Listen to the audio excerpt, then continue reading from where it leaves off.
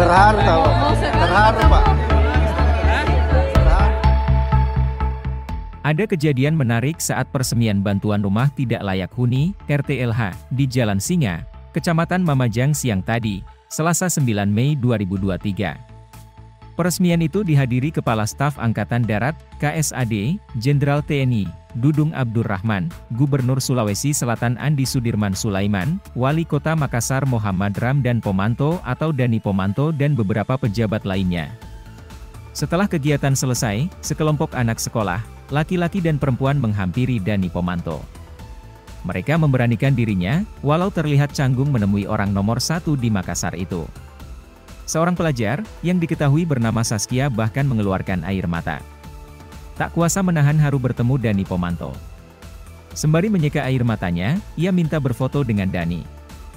Dani pun menyambut Saskia. Bahkan memegang kepala Saskia. Kepada Fajar.co.id, Saskia mengaku sangat kagum dengan Dani. Sejak lama ia mendambakan ketemu dengan wali kota itu.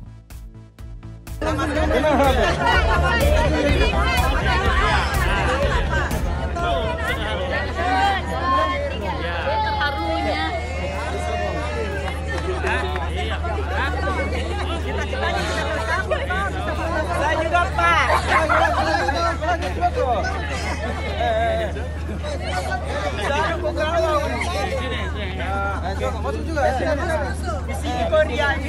Terharu tahu. Terharu, Pak. Terharu. Kapan mau ketemu? Dari dulu cuma tidak kesana.